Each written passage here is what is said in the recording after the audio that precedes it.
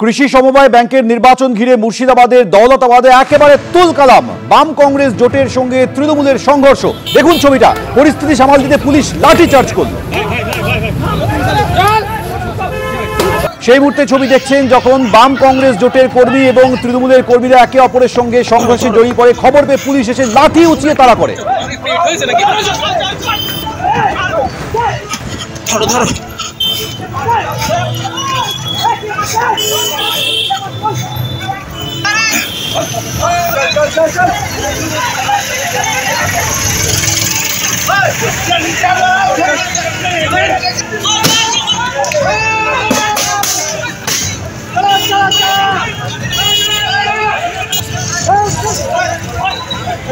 এখানে কি করছিলেন আপনি? কি করছিলেন?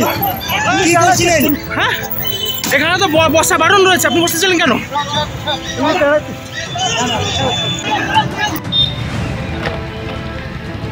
এইভাবেই আজ উত্তপ্ত হয়ে উঠল মুর্শিদাবাদের দৌলতাবাদের কৃষি সমবায় ব্যাংকের নির্বাচন।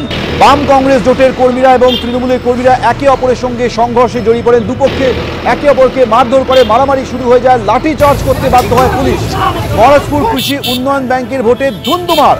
ভোটারদের ভোটদানে বাধার অভিযোগে তুলকালাম বেড়ে যায়। আমাদের সঙ্গে রাজীব চৌধুরী এই মুহূর্তে টেলিফোনে রয়েছে। রাজীব, একটা কৃষি সমবায় ব্যাংকের নির্বাচন আর সেই নির্বাচনকে কেন্দ্র করে এই পরিস্থিতি হলো যে পুলিশকে লাঠিচার্জ করতে হলো, একেবারে উত্তপ্ত পরিস্থিতি।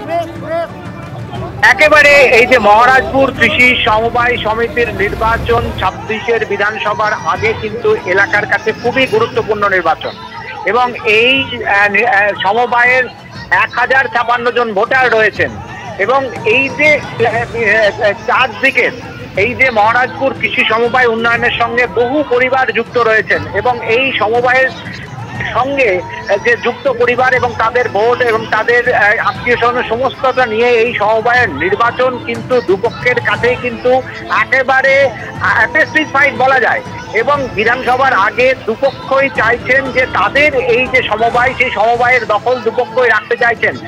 শাসক দলের পক্ষ থেকে এই যে সমবায় সেই সমবায় জয়লাভ করার জন্য তারা চেষ্টা শুরু করে। তারা 43টি আসনেই প্রার্থী দেয়। বাম কংগ্রেসের পক্ষ থেকে জোট করে 43টি আসনে প্রার্থী দেওয়া হয়। বাম কংগ্রেসের পক্ষ থেকে অভিযোগ করা হচ্ছিল বেশ কিছুদিন ধরেই যে তারা যখন প্রার্থী পদে মনোনয়ন দিতে যান তখনই নানাভাবে তাদেরকে বাধা দেওয়া হচ্ছিল এবং সেই বাধা দেওয়ার প্রক্রিয়া কোনো রকমে কাটিয়ে উঠে যখন 43টি আসনেই প্রার্থী দেন তারপরে ভোটের দিনের গন্ডগোল হবে এই আশঙ্কা কিন্তু বাম কংগ্রেস নেতৃত্ব একাধিকবার প্রশাসনকেও জানিয়েছেন বলে দাবি করছেন এবং তারা আজকে সকাল থেকে যে সমবায়ের নির্বাচন শুরু হয় সেই নির্বাচনে বিশাল পুলিশ বাহিনী ঘটনাস্থলে উপস্থিত থাকলেও পার্শ্ববর্তী বিভিন্ন এলাকায় বিভিন্ন গঞ্জের গ্রামের যে সমস্ত গলি রাস্তা রয়েছে সেগুলোতে ভোটারদের আটকানো হচ্ছিল, ভয় দেখানো হচ্ছিল বলে অভিযোগ এবং একেবারে সরাসরি বাম কংগ্রেসের পক্ষ থেকে অভিযোগ করা হচ্ছে তাদের এই সমবায়ে তাদের জয় নিশ্চিত জেনে বিভিন্ন এলাকা থেকে দুষ্কৃতীদের সংগঠিত করে শাসক দল এই সমবায় জেতার চেষ্টা করছিলেন। পুলিশ প্রশাসনের কাছে তারা বারবার অভিযোগ করেছেন পুলিশ প্রশাসন যখন যে অঞ্চলে ভোটারদের আটকানো হচ্ছিল সেখানে যখন যাচ্ছিলেন তখন সরে পড়ছিলেন, কার্যত লুকিয়ে রাখছিলেন। আবার পুলিশ সরে যেতেই কিন্তু তারা আবার সমহিমা ধারণ করছিলেন বলে বাম কংগ্রেসের পক্ষ থেকে অভিযোগ করা হচ্ছে এবং বাম কংগ্রেসও তারা বিভিন্ন জায়গা থেকে তাদের লোকজনকে সমবেত করেন। যখন তারাও প্রতিরোধ করতে শুরু করেন তখন কার্যত সংঘর্ষের চেহারা নেয়। পুলিশ তখন বাধ্য হয়ে লাঠিচার্জ করে এবং দুপক্ষকে সরিয়ে দেয়। একেবারে পুলিশ এসে দুপক্ষকে সরিয়ে দেয়। রাজীব, তুমি আমাদের সঙ্গে থাকো। বাম কংগ্রেসের তরফ থেকে স্পষ্টতই বলা হচ্ছে যে ভোটদানে বাধা দিচ্ছিল শাসক পক্ষ, তারা পুলিশকে জানিয়েছিল। পুলিশের উপস্থিতিতেই এই ধরনের হামলা হয়েছে বলে তারা অভিযোগ করছেন। সিপিএম নেতা সুজন চক্রবর্তী তিনি কি বলছেন শুনুন। তৃণমূলের রাজত্বে মানুষের গণতন্ত্র বলে কিছু থাকবে না। যারা পাড়ার ক্লাব দখল করে, পুজো কমিটি দখল করে, বাজার কমিটি দখল করে, সমবায় সেখানে টাকার গন্ধ আছে, অতএব সেটাকেও ধ্বংস করতে হবে। তো সমবায়ী মন ছাড়া সমবায় হয় না। কোঅপারেটিভ মাইন্ড ছাড়া দখলদারির মনোভাবে যারা কোঅপারেটিভকে দখল করতে চায় মানুষ তার বিরুদ্ধে ক্ষুব্ধ হবে এবং তখন সাধারণ মানুষের সমর্থন পাবে না বলে জবরদস্তি আক্রমণ নমিনেশন থেকে শুরু করে ভোটদান পর্যন্ত এটা গোটা রাজ্যের বিভিন্ন জায়গায় দেখছি। আপনি আজ মুর্শিদাবাদের দৌলতাবাদে যা দেখছেন এটাই তৃণমূলের পক্ষে একমাত্র কর্তব্য, আর তো কিছু নেই। কদিন আগে মুর্শিদাবাদে ঘটনা দেখলেন না, কিভাবে গোটা তৃণমূলের কাউন্সিলর, চেয়ারম্যান তারা পর্যন্ত ইনভলভ, একটা গোটা সমাজটাকে বিচ্ছিন্ন করে দেওয়ার জন্য এই একই রকম ভাবে সমবায়।